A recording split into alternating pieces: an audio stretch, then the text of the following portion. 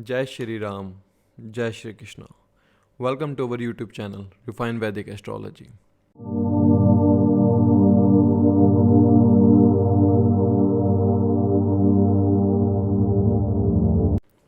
आज का जो सेशन है वो है हमारा राहु को समझने का कि राहु 12 भावों के अंदर क्या फल देते हैं।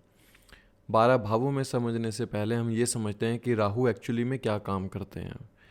राहु एक छाया है, एक्चुअली में कोई प्लैनेट नहीं है, ये एक छाया है। ये बेसिक सी बात है, सबको पता होगा। इसके ऊपर समय ना खराब करके हम मेन टॉपिक पर आते हैं। देखिए, राहु का कारक तत्व ऐसा होता है कि वो जिस भी राशि में बैठता है उस राशि के स्वामी की तरह काम करता है और उस राशि के स्वभाव को अच्छे से अपना लेता है। या राहु जिस भी प्लैनेट के साथ बैठता है उस प्लैनेट के पूरे कारक तत्व को अपने अंदर समा लेता है। मतलब मान लीजिए अगर किसी के फॉर एग्जाम्पल अगर मंगल के साथ राहु बैठा है तो समझ लीजिए ये 2 मंगल बैठे हैं एक तरह से। ये अकेला मंगल नहीं है, क्योंकि इस समय राहु ने मंगल के सारे कारक तत्वों को अपना लिया है। तो राहु का ये स्वभाव है। राहु क्या करता है एक्चुअली ना, हमारे दिमाग के साथ खेलने की कोशिश करता है। ये एक इल्यूजन पैदा करने की कोशिश करता है हमारे दिमाग के अंदर। ये ख्वाब दिखाता है, ख्वाब को तोड़ भी बहुत जल्दी से देता है। लेकिन क्या सभी भावों में राहु खराब होता है या सभी राशियों में राहु खराब होता है, ये थोड़ा कहना गलत होगा। एक्चुअली में अगर हम देखें राहु 3, 6, 10, 11 में जो भाव होते हैं, त्रिशिणाया भाव और उपचय भाव, इनमें बहुत अच्छा कहा गया है।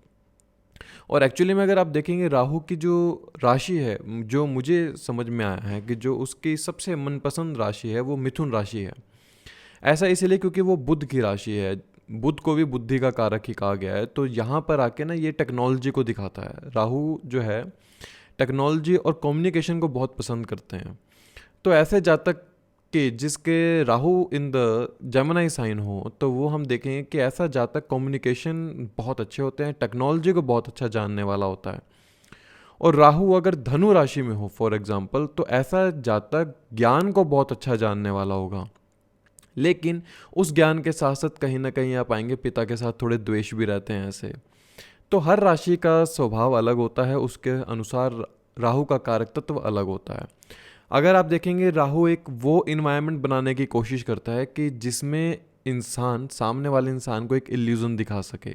इसलिए अगर 7वें भाव में जब राहु हो तो सामने वाले इंसान के सामने एक वो ऐसा इल्यूजन बना देता है कि वो उसको सच मानने लग जाता है, जिसकी वजह से मिसअंडरस्टैंडिंग होने लग जाती हैं रिलेशनशिप के अंदर, पार्टनरशिप के अंदर। और राहु का काम ये है कि वो आपको ना सपने दिखाता है। सपने इन द सेंस कि आप हजारों लाखों करोड़ों का टर्नओवर बना सकते हो, लेकिन वो रियलिटी और फैंटेसी में फ़र्क नहीं समझने देता आपको। फैंटेसी है, ठीक है, ये एक मेरा विश है, मेरा ख्वाब है, लेकिन रियलिटी क्या है? क्या इन इन द रियल टर्म्स आप उस चीज़ को पा सकते हैं? क्या आप उसके लिए उतनी मेहनत करते हैं? तो ये राहु इन चीज़ों के बीच में आपको डिफरेंस करने में बड़ा मुश्किल रखता है। और राहु का स्वभाव ये भी होता है कि हर लगन के अनुसार राहु का स्वभाव बदल जाता है। ऐसा इसलिए क्योंकि लगन लॉर्ड के साथ उसका क्या संबंध है, ये भी बहुत महत्वपूर्ण काम करता है। फॉर एग्जाम्पल अगर टॉरस या लिब्रा साइन है तो उसके लिए राहु कोई इतना अनहितकारी नहीं होगा। मिथुन या कन्या राशि है, कोई ज़्यादा अनहितकारी नहीं है। लेकिन जैसे लियो सेंडेंट हो गया, मार्स का राशि जो है एरीज साइन है, इनके लिए थोड़ा सा अनहितकारी होता है, क्योंकि यहाँ पर राहु का जो है जो ग्रहण लगाता है वो सूर्य को ही ग्रहण लगाता है राहु। तो कहने का भाव ये है कि लगन लॉर्ड के ऊपर भी बहुत डिपेंड करता है कि आप कौन से असेंडेंट हैं, वहाँ पर राहु का क्या कारक तत्व होगा आपके लिए। राहु की अगर युति मरकरी के साथ हो जाए तो ये बहुत अच्छा योग होता है, क्योंकि ऐसे इंसान का जो दिमाग होता है ना, वो कह लीजिए चाणक्य की तरह काम करने वाला होता है। बहुत जल्दी सोचने वाला होता है और बहुत जल्दी से डिसीजन लेने वाला होता है। राहु का स्वभाव होता है कि वो जिस भी इन्वायरमेंट के अंदर रहेगा उस पूरे इन्वायरमेंट के अंदर कारक तत्व को अपना लेगा। अर्थात आपके जैसे लगन में राहु है तो आप जहाँ पर जाएंगे आप पूरे के पूरे उस वातावरण के अनुसार अपनी पर्सनैलिटी को बदल लेंगे। और राहु में आप ये भी देखेंगे कि ऐसा जातक बहुत अच्छी मिमिक्री कर लेता है। अगर राहु अच्छा हो, मान लीजिए पंचम भाव के अंदर हो और मिथुन राशि के अंदर हो ऐसा राहु, तो आप क्या पाएंगे कि ऐसा जातक बहुत अच्छी मिमिक्री कर सकता है। ऐसा जातक अलग अलग प्रकार की एक्टिंग कर सकता है, क्योंकि राहु का स्वभाव है सामने वाले की हर चीज़ को अडॉप्ट कर लेना। तो राहु जब 5वें लगन या 9th हाउस के अंदर हो तो ऐसा जातक सामने वाले के पर्सनैलिटी, सामने वाले का करेक्टर बहुत जल्दी से अडॉप्ट करने वाला हो जाता है। राहु आपको बहुत ज़्यादा एम्बिशियस बनाता है। एम्बिशियस इन द सेंस कि आपके बहुत बड़े ख्वाब होंगे, आप बहुत कुछ करना चाहते हैं, लेकिन उस एम्बिशियस के जरिए क्या आप उनको पूरा कर पाएंगे, ये डिपेंड करता है उस राहु की प्लेसमेंट के ऊपर। राहु वैसे जो काम करता है वो मटेरियलिस्टिक गेन्स की तरफ उसका ज़्यादा ध्यान रहता है कि उसको वेल्थ बनानी है, मटेरियलिस्टिक गेन चाहिए, स्टेटस चाहिए। इसलिए दशम का राहु बहुत अच्छा होता है अगर कहा जाए। जैसे शाहरुख खान की कुंडली में देखा होगा लगन लॉर्ड, वैसे उसमें लियो साइन है, थर्ड हाउस के अंदर नीच का है, लेकिन 10th हाउस में राहु बहुत अच्छा है। राहु की दशा में ही शाहरुख खान को सबसे अच्छी स्टेटस, वेल्थ और रिकॉग्निशन मिली थी, बहुत अच्छी। तो 10th हाउस जो राहु है वो बहुत अच्छा होता है, इंसान को बहुत अच्छे ख्वाब भी दिखाता है, उनको पूरे भी करता है। राहु के जो नेगेटिव पॉइंट होते हैं वो ना मिसचीफ करना, ऑब्सेशन, डिससेटिस्फेक्शन, कन्फ्यूज़न रखना, मतलब इंसान खुश नहीं रहता है। राहु एक ऐसी चीज़ है, वो जिस भाव में जाएगा ना आप उस भाव के प्रति खुश नहीं रह पाते, उस भाव के प्रति एक डर सा लगा रहता है, उस भाव की डिज़ायर है आपको। राहु मान लीजिए अगर लगन के अंदर है तो आपको अपनी पर्सनैलिटी के अंदर निखार करने की डिज़ायर है, आप चाहते हैं कोई मुझे गलत ना समझ ले। इसलिए राहु जिस भी भाव में बैठता है आपका उस भाव से एक डर का लिंकेज जुड़ जाता है, अननोन फेयर आपको उस भाव से जुड़ा रहता है। राहु जिस भी राशि के अंदर जाएगा उस राशि का कारक तत्व आप अपने करेक्टरिस्टिक के अंदर देखने को मिलेगा आपको।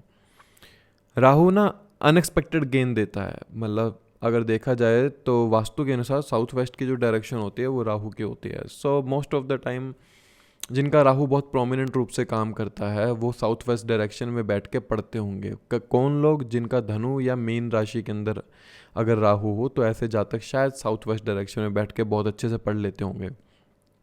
राहु की डायरेक्शन साउथ वेस्ट है तो ये आपको रिसर्च के काम में बहुत अच्छे लेके जाएगा। जो लोग रिसर्च फील्ड में हैं वो लोग साउथ वेस्ट में बैठ के बहुत अच्छे से रिसर्च कर पाएंगे।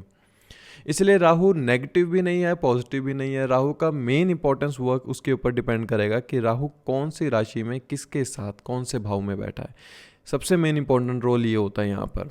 अगर राहु को हम कंजंक्शन में देखें तो जैसे राहु अगर सूर्य के साथ हो तो ये दिखाता है फादर के साथ प्रॉब्लम होना, कुछ ना कुछ क्या होगा कि पिता और पहली संतान कभी इकट्ठे नहीं रह पाते। अगर इकट्ठे रहेंगे तो कहीं ना कहीं पॉपअप होते रहते हैं उनके बीच में डिस्प्यूट्स, या तो संतान दूर चली जाएगी या पिता दूर चले जाएंगे आपस में। क्योंकि सूर्य जो है वो पहली संतान को भी दिखाता है, मतलब बड़े बच्चे को भी दिखाता है, और सूर्य पिता का भी कारक है। तो जब सूर्य राहु साथ में हो या ट्राइन में हो तो आप पाएंगे कि कहीं ना कहीं फादर के साथ डिस्प्यूट्स रहते ही रहते हैं। ये दिखाता है कि हस्बैंड के साथ डिस्प्यूट हो सकते हैं। ऐसे जातक को हार्ट रिलेटेड इश्यूज हो सकते हैं क्योंकि सूर्य की जो राशि आती है 5th हाउस में, लियो साइन में राशि लियो साइन आता है 5th हाउस के अंदर, जो कि हमारे हार्ट को दिखाता है। तो ऐसे जातक को हार्ट रिलेटेड इश्यूज हो सकते हैं, ब्लड प्रेशर जैसी रिलेटेड इश्यूज हो सकते हैं। ऐसे जातक का ना करेक्टर असैसिनेशन होता है, मतलब बार बार अपमान होना पड़ता है क्योंकि सूर्य को यहाँ पर ग्रहण लग गया है राहु का एक तरह से। तो सूर्य क्या है, आपकी आत्मा है। भले ही आप बाहर से बहुत खुश हैं लेकिन कहीं ना कहीं अंदर मन में एक पीड़ा रहती है, आत्मा के अंदर एक पीड़ा रहती है जो सिर्फ आप ही समझ सकते हैं। अगर राहु यहाँ पर वीनस के साथ हो तो ये ना एक मटेरियलिस्टिक गेन तो आपको बहुत अच्छे देगा, मतलब आपको कंफर्टेबल चीज़ों की तरफ ग्रसित रखता है, और कहीं ना कहीं आपका जो रिलेशनशिप होता है ना वो एक से ज़्यादा बन जाया करते हैं। क्योंकि राहु अगर एक्सपेंड करने का कारक तत्व है तो कहीं ना कहीं शुक्र रिलेशनशिप को दिखाता है। तो ऐसा जातक अपने मटेरियलिस्टिक गेन्स को बढ़ाने के साथ साथ रिलेशनशिप को भी बढ़ाता रहता है। लेकिन ये अगर शुक्र राहु साथ में हो तो आप पाएंगे कहीं ना कहीं किडनी रिलेटेड प्रॉब्लम हो जाना, एजुकेशन के अंदर थोड़ा सा प्रॉब्लम आनी शुरू हो जाती है कि फैमिली के अंदर कुछ ऐसा हुआ हो कि आप अपनी एजुकेशन परस्यू ना कर पाए हो। ये एक और चीज़ दिखाता है कि वीनस और राहु ऐसा इंसान का बहुत अच्छा होता है अगर 10th हाउस में हो या फिर 4th हाउस के अंदर राहु हो वीनस के साथ, क्योंकि शुक्र को यहाँ पर बल मिलता है 4th हाउस के अंदर एंड राहु को 10th हाउस के अंदर बल मिलता है। लेकिन ये ध्यान रखना चाहिए कि आप अपने चरित्र के ऊपर कितने खड़े रहते हैं, क्योंकि अगर वहाँ से करेक्टर अगर डाउन होता है तो आप अपने वीर्य अर्थात अपने शुक्र को डाउन कर रहे हैं। अब देखते हैं राहु मून। जैसे राहु मून अगर एक साथ हो तो ये इमोशन को ख़त्म कर देता है। मतलब ख़त्म करने का मतलब है कि इंसान इतना ज़्यादा इमोशनल हो जाता है कि वो अपने इमोशंस को बता ही नहीं पाता। ऐसा जहाँ तक ओवर थिंकर होता है, वो बहुत ज़्यादा सोचने वाला होता है और ज़्यादातर ना माइंड के अंदर नेगेटिव थॉट रहते हैं, मन में एक अलग सा डर रहता है, वो डर डर के जीने वाला इंसान होता है। लेकिन चंद्र राहु वाला ही बहुत अच्छा मेडिकल फील्ड में भी हो सकता है, बहुत अच्छा हीलर हो सकता है, वो बहुत अच्छा आप पाएंगे कि डिस्प्यूट्स को ख़त्म करने वाला हो सकता है बहुत से लोगों के। ये कहीं ना कहीं आपको जो प्रॉब्लम देता है ना, ये मदर और वाइफ को प्रॉब्लम देता है मेनली। ऐसे जातक को होम सिकनेस रहती है कि जब ऐसा इंसान घर से बाहर जाता है तो उसे घर की बहुत याद आती है, वो घर वापस आने की कोशिश करता है कि कहीं मान लो घूमने गया तो वो घर वापस आने की कोशिश करता है। अगर राहु मार्स साथ हो तो ये एक अंगारक योग की उत्पत्ति करता है। ये दिखाता है कि यहाँ पर ना ब्लड के अंदर कहीं ना कहीं इम्प्योरिटीज़ रहती हैं, क्योंकि मंगल जो है कहीं ना कहीं हमारे रक्त को दिखाते हैं, और वहाँ पर राहु जैसे बैठे हैं कंजंक्शन में या ट्राइन में है मंगल के, तो ब्लड के अंदर बहुत सी ऐसे आप पाएंगे कि जैसे शरीर में गांठें हो जाती हैं, लाइक गांठें हो जाना आपको, कि ब्लड का जो सर्कुलेशन है उसके अंदर कहीं ना कहीं राहु की इन्वॉल्वमेंट होने की वजह से ब्लड में ब्लॉकेजेस देखने को मिलती हैं। या अगर मार्स केतु साथ में हो तो ब्लड में ब्लॉकेजेस देखने को मिलेंगे। बड़े भाई बहन के साथ कॉन्फ्लिक्ट्स हो जाते हैं। ऐसे जातक के अंदर जो करेज होता है ना, वो इनफ्लेमेबल होता है, मतलब एकदम से गुस्सा आएगा उसको और शांत करना मुश्किल हो जाता है। ब्लड प्रेशर के ऐसे लोगों को थोड़ी सी प्रॉब्लम रहती है।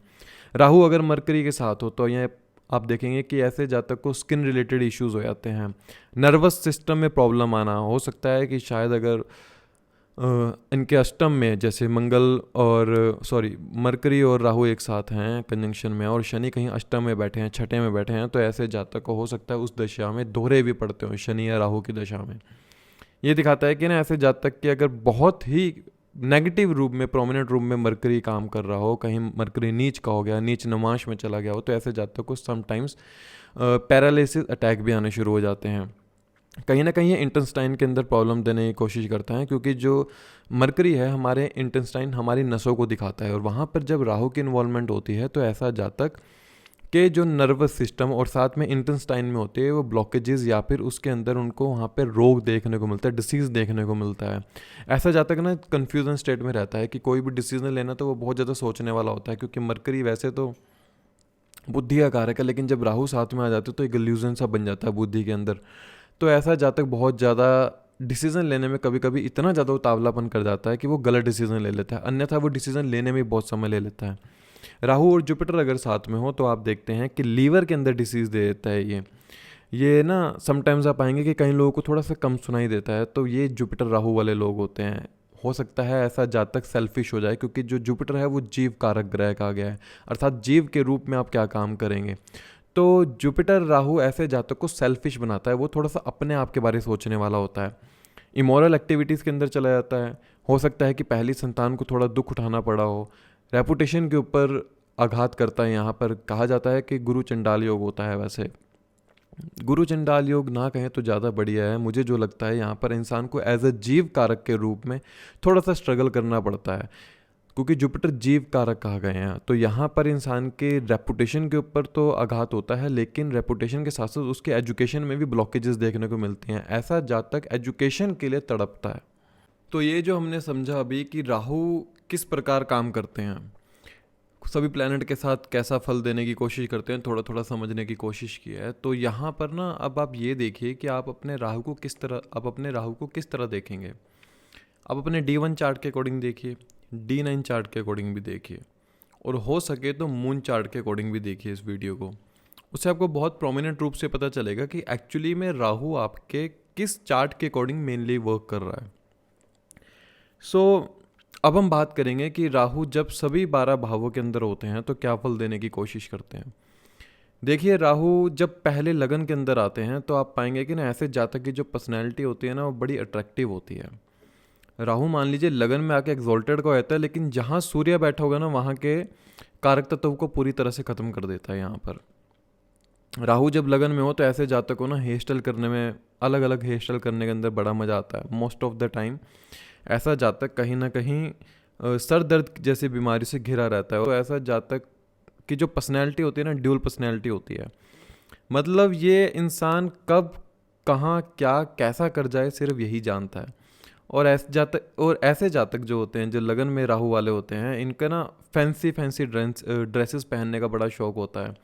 फैंसी फैंसी हेयर स्टाइल रखने का बहुत ज़्यादा शौक होता है। मोस्ट ऑफ द टाइम ये अपना ज़्यादा से ज़्यादा खर्च अपने ऊपर करते होंगे। लेकिन यहाँ जब लगन में राहु होता है ना, तो ऐसा जातक सेक्रीफाइस करने वाला होता है। बहुत ज़्यादा सेक्रीफाइस करता है ये जातक। इतना सेक्रीफाइस करता है कि इसको ना ये अंदर ही अंदर जलने लग जाता है। राहु यहाँ पर जलाता है इंसान को अंदर ही अंदर। गैस रिलेटेड प्रॉब्लम हो सकती है, पेट ज़्यादा साफ ना रहना, स्टमक के अंदर बार बार गैस बनना।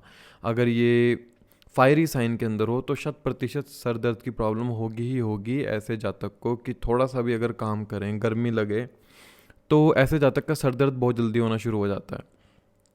ऐसा जातक ना सामने वाले इंसान को अपनी तरफ मतलब अट्रैक्ट करने के लिए अपनी पर्सनैलिटी को ऐसा बना लेता है कि सामने वाले इंसान इनसे बात किए बिना रह नहीं पाते हैं।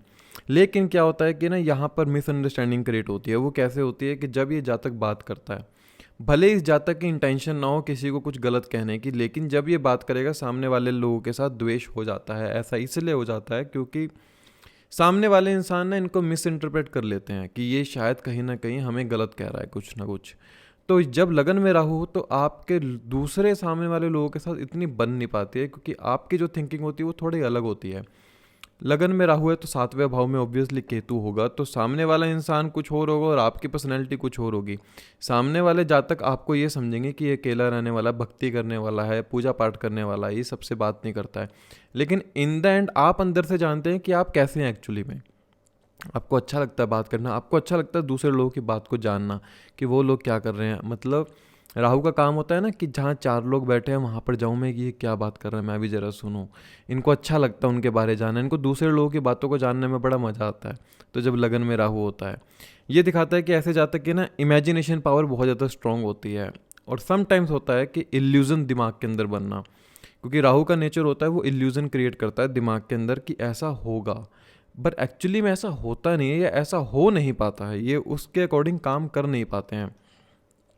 राहु यहाँ पर ना ऐसे जातक को गट्स देता है कि ऐसा जातक सोसाइटी के अंदर कहीं भी खड़ा होकर कोई भी बात कर सकता है।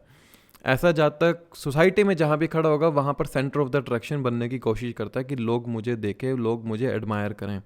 लेकिन ऐसे जातक की खुद से ही लड़ाई होती है, ये बात याद रखिएगा, क्योंकि लगन में राहु है ना, तो आपकी लड़ाई किसी बाहर वाले से नहीं है, आपकी लड़ाई स्वयं से है। क्योंकि आपको पता है सम टाइम्स कभी कभी आप कुछ ऐसा बोल जाते हो, कुछ ऐसा कर जाते हो जिसकी वजह से प्रॉब्लम हो जाती है। लेकिन इन द एंड आप अंदर से जानते हैं कि हाँ, कहीं ना कहीं शायद मेरे में ये कमी है जिसको मुझे ठीक करना है।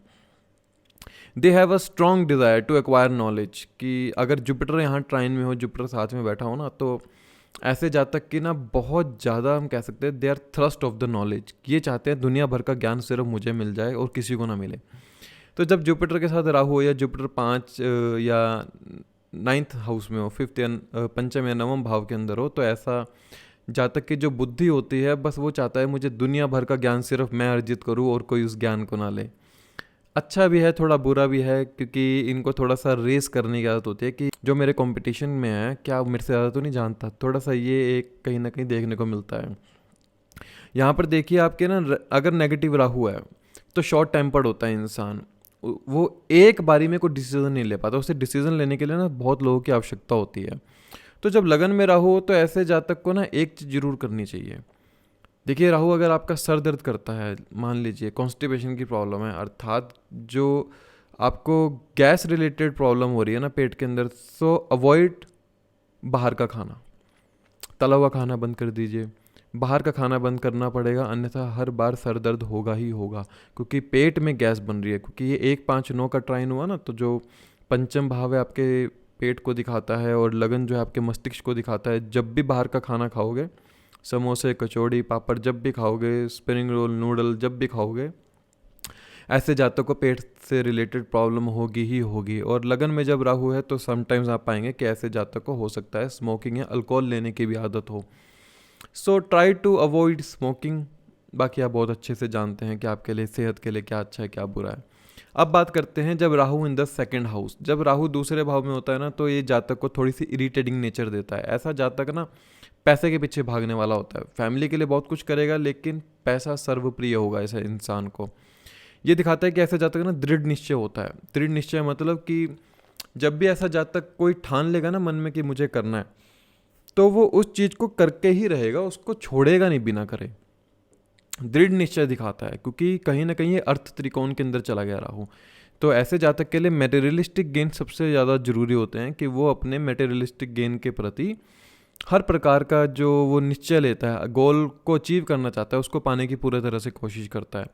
ये दिखाता है कि जातक ना एक बार जरूर मन में ये ठानता होगा कि मुझे दुनिया का सबसे अमीर आदमी बनना है, क्योंकि ये जो हाउस है ना, ये फाइनेंस का हाउस है, ये आपकी वाणी का हाउस है, ये आपकी फैमिली का हाउस है, ये आपकी लीनेज का हाउस है। अगर दूसरे भाव में राहु है तो आप कहीं ना कहीं पाएंगे आपके दादा कहीं ना कहीं बहुत अच्छे स्टेटस पे रहे होंगे, जहाँ दादा का नाम धाम हो। जब अपने होमलैंड जाते होंगे तो वहाँ पाएंगे कि दादा का बहुत अच्छा नाम धाम होगा, अगर दूसरे भाव में राहु है। लेकिन राशि जो जोडिएक साइन है वो अच्छा होना चाहिए, लाइक टॉरस हो गया, लिब्रा हो गया, जेमिनाई, वर्गो, अगर ये साइन है तो कहीं ना कहीं राहु यहाँ पर अच्छे फल देने की कोशिश करता है। ये दिखाता है कि ऐसे जातक को अपने पिता से वेल्थ नहीं मिलती, उसको अपनी मेहनत से ही सब कुछ कमाना पड़ता है, या फैमिली से इतनी हेल्प नहीं मिलेगी। ऐसा जातक बहुत जगह कहने वाला होगा शायद कि मेरी फैमिली ने मेरे लिए कुछ नहीं किया, अगर राहु बहुत ज़्यादा पीड़ा में है यहाँ पर। या फिर ऐसा जातक अपनी फैमिली के अंदर ऐसी स्थिति में रहेगा कि जहाँ पर उसको नेग्लेक्ट किया जाता हो। अब यहाँ पाएंगे कि ऐसे जातक की स्ट्रॉन्ग डिज़ायर होती है कि मटेरियलिस्टिक गेंस और कम्युनिकेशन स्किल्स को वो बहुत अच्छा कर सके। ऐसे जातक ना वर्ड्स को इस तरह से यूज़ किया करते हैं कि ये सेंटर ऑफ द अट्रैक्शन बन सके। किसी भी वर्ड्स को बोलना है, जैसे कि कोई भी वर्ड्स है, लेकिन उस वर्ड को इस वे में बोलना कि सामने वाले इंसान एकदम से इनकी तरफ अट्रैक्ट हो जाए। They have a very good knowledge about the finance, the how to accumulate, कि फाइनेंस को कैसे बनाना है, उसको कैसे आप जनरेट कर सकते हो, फाइनेंस को बहुत अच्छी बुद्धि होती है इनके पास। लेकिन समटाइम्स आप क्या पाएंगे, ये अनकन्वेंशनल मेथड को चूज़ कर लेते हैं उस वेल्थ को बनाने के लिए। दे have a good connection with in the society, जहाँ पर लोगों की बहुत अच्छा फाइनेंशियल स्टेटस हो, जहाँ पर बहुत अच्छों का सोशली बहुत अच्छा स्टेटस हो सोसाइटी के अंदर, उन जातकों से ऐसे लोग बहुत जल्दी आप पाएंगे रिश्ता बना लेते हैं। मतलब कनेक्शन बहुत अच्छे होते हैं, मतलब कह लो ऐसा इंसान जुगाड़ करने वाला होता है, किसी भी प्रकार का जुगाड़ कर लेगा। जहाँ इनको पहचान चाहिए, हॉस्पिटल, पुलिस स्टेशन, कोर्ट, सब जगह इनकी पहचान होती है। They have a very good highly contact. यहाँ पर आप पता क्या पाएंगे, अगर आपके चार्ट में सेकंड हाउस में राहु है तो आपकी जो पहली संतान होगी ना, उसको प्रोफेशन के अंदर बहुत अच्छी रिकॉग्निशन मिलती होगी। दे have a very highly status in their profession and in the society also. क्यों? क्योंकि पहली संतान पंचम भाव होता है आपके लिए, और पंचम से दशम में राहु आ गया, तो अर्थात पहली संतान के लिए दशम भाव में राहु आ गया, जो कि राहु की महादशा में, आपकी राहु की महादशा में आपके संतान को बहुत अच्छा स्टेटस देगी और उनको फाइनेंशियली ग्रोथ बहुत अच्छी देगी। ये दिखाता है कि ऐसे जातक के पिता के ऊपर बहुत ज़्यादा डेप्थ रहते हैं, कि बहुत ज़्यादा कर्जा रहा हो पिता के ऊपर। हो सकता है पिता की नौकरी में भी बहुत ज़्यादा बदलाव देखने को मिला हो, और पिता की जो जॉब रही हो वो थोड़ा सा ट्रांसफरेबल रही हो, ऐसा देखने को मिल सकता है। ऐसे जातकों को ना बैटिंग और गैम्बलिंग की बहुत जल्दी आदत पड़ जाती है, क्योंकि दूसरे भाव में राहु है, तो अर्थात अष्टम में केतु चला गया। तो आप देखेंगे कि ऐसे जातक के जो वेल्थ बनाने हैं ना, वो थोड़ा शॉर्टकट बनाएगा, कि मुझे शॉर्टकट के जरिए बस पैसा बन जाए किसी भी तरह से। अगर साथ में मार्स राहु, तो आप पाएंगे कि ना मंगल राहु जब साथ में होता है ना दूसरे भाव के अंदर, तो ऐसा जातक शायद हो सकता है बचपन में चोरी करने की आदत रही हो, अब शायद छूट गई हो। अगर जुपिटर ट्राइन में हो इनके तो बहुत अच्छा है। लेकिन मंगल राहु जब दूसरे भाव में हो तो ऐसा जातक ऐसे वर्ड यूज़ करने वाला होता है कि सामने वाले के अंदर आग लगा देता है बस। इसलिए कोशिश कीजिए, अगर दूसरे भाव में मंगल राहु है तो अपने वर्ड्स को इस तरह यूज़ कीजिए कि सामने वाले का आप अनहित ना करें, अन्यथा वो पीड़ा में चला जाएगा बहुत ज़्यादा। ये दिखाता है अगर मंगल राहु नुमाइश के अंदर भी रिपीट हो जाए तो कहीं ना कहीं ये फैमिली रिलेशन के अंदर प्रॉब्लम क्रिएट करता है। और आप देखेंगे कि दूसरे भाव में मंगल राहु हो नुमाइश के अंदर, तो आप पाएंगे कि आप आफ्टर द मैरिज या तो आप अपनी फैमिली से अलग हो जाएंगे, या फिर आपके जो स्पाउस होंगे वो अपनी फैमिली से अलग हो जाएंगे, कोई ना कोई डिस्प्यूट हो जाएगा फैमिली के अंदर। सो दूसरे भाव का राहु बहुत अच्छा होता है, लेकिन जातक को अपनी स्पीच के ऊपर और अपने खान पान के ऊपर बहुत ज़्यादा ध्यान देना चाहिए, क्योंकि दूसरा भाव जो है वो भी खाने पीने का ही दिखाया गया है और फैमिली का दिखाया गया है। तो ऐसे जातक को अपनी फैमिली से समटाइम्स आप पाएंगे प्रॉब्लम रहेगी ही रहेगी। उसको क्रेव होता है कि फैमिली में वो मुझे स्टेटस मिले, वो मुझे पहचान मिले, लेकिन वो मिल नहीं पा रही होती है। अब बात करते हैं थर्ड हाउस राहु के बारे में। थर्ड हाउस में जब राहु हो तो समझ लीजिए ऐसा इंसान साम दाम दंड भेद सबसे ग्रसित होता है, उसे बस अपना काम निकलवाना है, चाहे कुछ भी करना पड़े। ऐसा इंसान मेहनती बहुत होता है, मेहनत करने में हिचकता नहीं है, लेकिन उसे अगर अपनी जो इच्छा पूरी करनी है ना, वो अपनी इच्छा को पूरा किए बिना रह नहीं सकता जब तक वो इन सब 5 चीज़ों को अपना ना ले।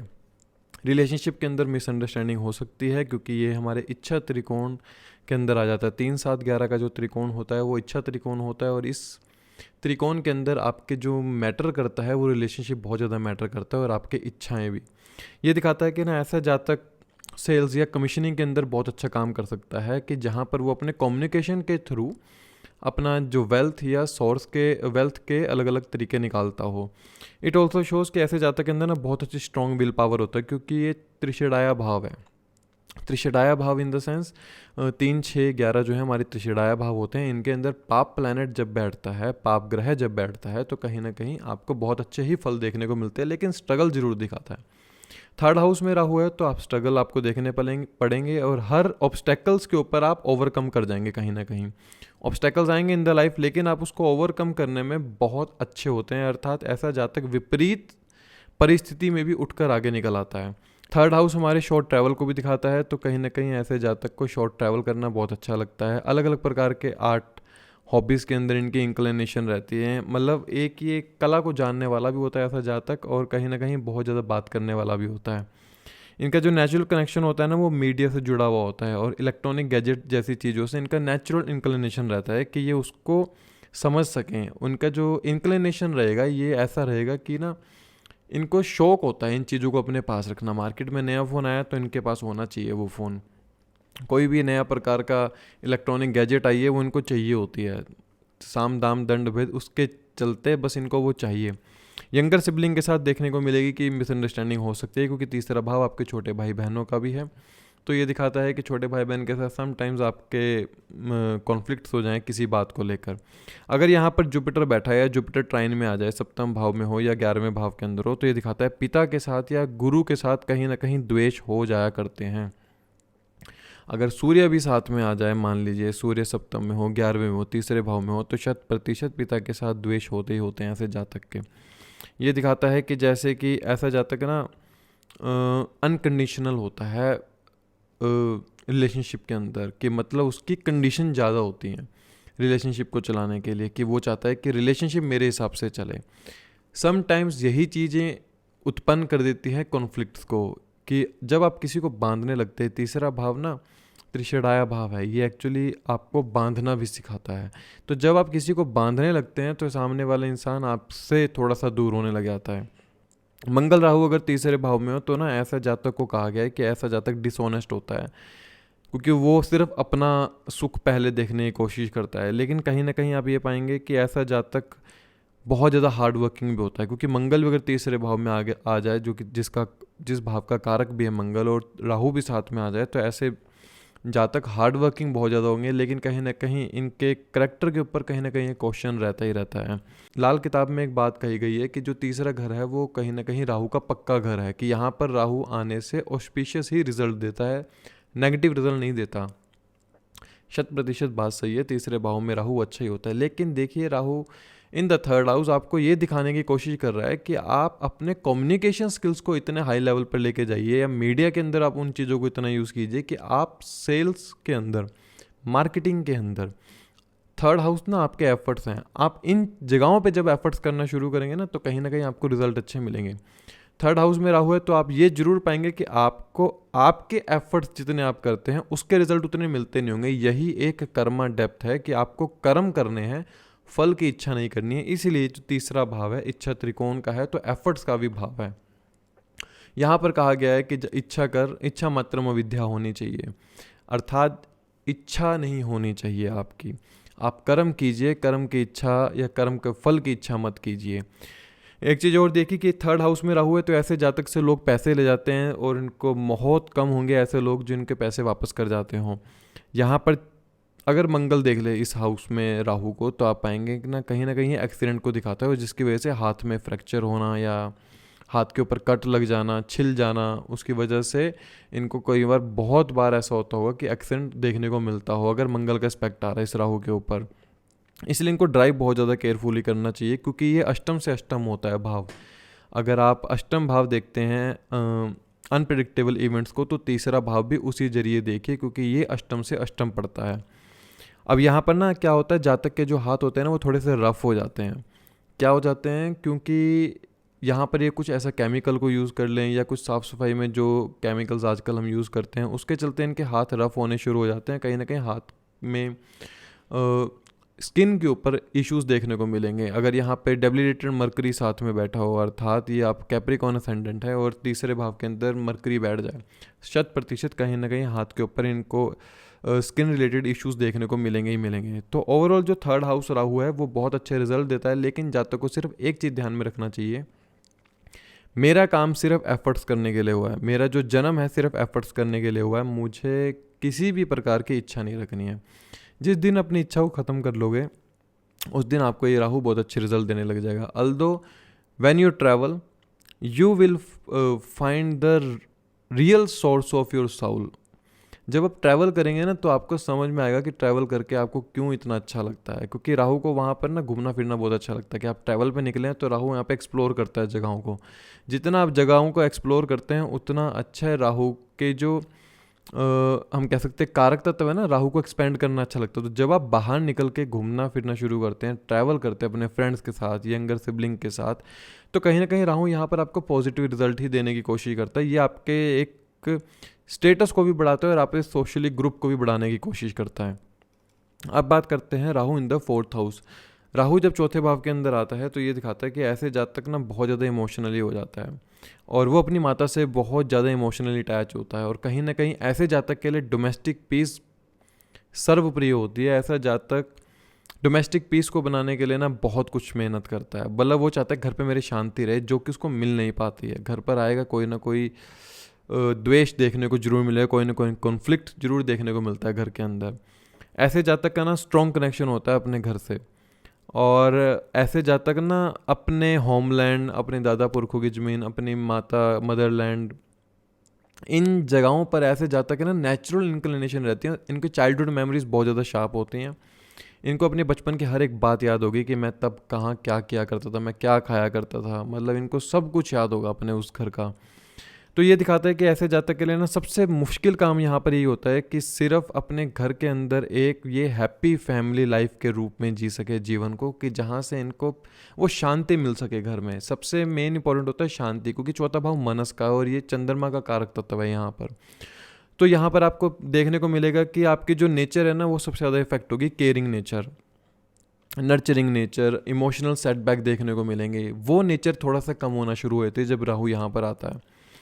स्ट्रॉन्ग बॉन्ड होता है ऐसे जातक का अपने स्पाउस के साथ, क्योंकि सप्तम से दशम में राहु आ गया है और आपके चौथे भाव में है। तो आपके जो स्पाउस के साथ बॉन्ड होगा ना वो कहीं ना कहीं घर से ज़्यादा अच्छा आपको आप पाएंगे अगर आप बाहर जाते हैं। अगर आप अपने स्पाउस के साथ कहीं वर्क एरिया में काम करते हैं इकट्ठे, तो वहाँ पर बॉन्ड आप दोनों का बहुत अच्छा होगा। घर पे आके शायद कहीं ना कहीं कॉन्फ्लिक्ट्स आपको देखने को मिले। अगर यहाँ पर जुपिटर राहु को देख ले तो these people are very loyal. ये इतने लॉयल होते हैं कि ये अपने रिलेशनशिप को ना लास्ट टाइम तक खींच के लेके जाते हैं, क्योंकि जुपिटर का यहाँ पर एस्पेक्ट आया था और चौथा भाव जो है जुपिटर का एस्पेक्ट आ रहा है। तो अर्थात जुपिटर अपने उच्च भाव को देख रहा है, क्योंकि जुपिटर यहाँ पर आके उच्च का हो जाता है। तो ऐसे जातक बहुत ज़्यादा लॉयल होते हैं रिलेशनशिप को लेके। इट शोज़ कि ऐसे जातक के ना घर पर एक अलग प्रकार का डर सताता रहता है। क्यों घर पे रह के इनको डर सा लगने लग जाता है, क्योंकि राहु जो है ना चौथे भाव में आपके घर पर है एक तरह से, मतलब आपके घर के पूरे कारक तत्व को जो इस समय संभाल रहा है वो राहु संभाल रहा है। तो ये डरते हैं कि घर पर कुछ हो ना जाए। शांति अगर अच्छे से है तो बस उस शांति के अंदर कोई हनन ना हो जाए। तो ये उस शांति को बनाए रखने के लिए ना हर प्रकार के एफर्ट्स करते हैं। ये दिखाता है कि राहु चौथे भाव में है तो कहीं ना कहीं माता को हेडेक रिलेटेड इश्यूज़ हों, कहीं ना कहीं हेल्थ रिलेटेड इश्यूज़ देखने को मिलेंगे जो इनकी चिंता का कारण बन सकता है। ऐसा जातक ना अपने कंफर्ट के पीछे भागने वाला होता है। व्हीकल, हाउस, ये सब चीज़ें ऐसे जातक के लिए बहुत ज़्यादा इंपॉर्टेंट हो जाती है कि वो अपनी लाइफ को कंफर्टेबिलिटी की तरफ ले जाना चाहता है।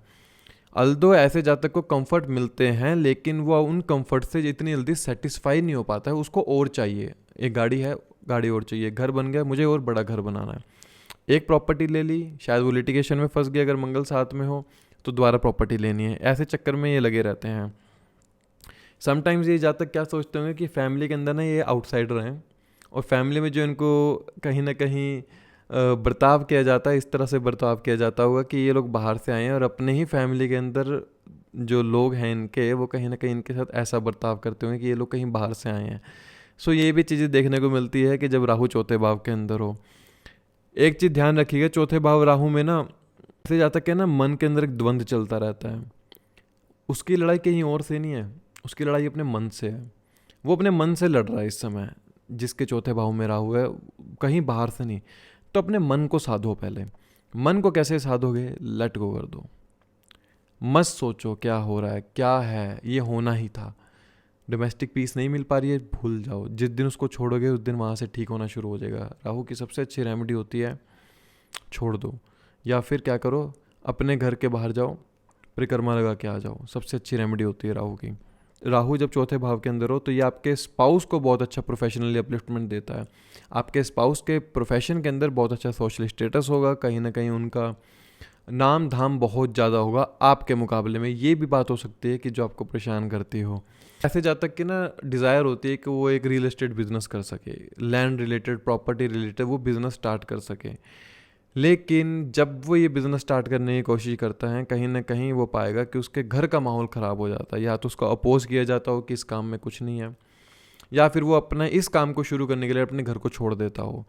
तो राहु की यहाँ पर इन्वॉल्वमेंट 4th हाउस के अंदर ऐसे जातक को ये दिखाती है कि उसको बहुत कुछ त्यागना भी पड़ता है, बहुत कुछ मन के ऊपर उसको उठाना भी पड़ता है, मन के ऊपर भार लेकर चलना पड़ता है। ऐसे जातक बहुत अच्छे पॉलिटिशियन लीडर हो सकते हैं, पॉलिटिक्स के अंदर बहुत अच्छा कार्य क्षेत्र ये बना सकते हैं अपना पॉलिटिक्स के अंदर। तो 4th हाउस में जब राहु हो तो जातक को एक समझना चाहिए कि मेरे मन के ऊपर इस समय राहु का प्रभाव है। बहुत इमोशनल सेटबैक्स देखने को मिलेंगे, कोई इमोशंस को नहीं समझेगा। आपकी चाइल्डहुड जो मेमोरीज है, हो सकता है अगर यहाँ पर शनि मंगल का एस्पेक्ट आ रहा हो और ये तुला राशि का राहु हो, तो आप पाएंगे कि हो सकता है कि चाइल्डहुड मेमोरीज में कुछ ऐसा घटित हुआ हो जो आप किसी को ना बता पाए हों।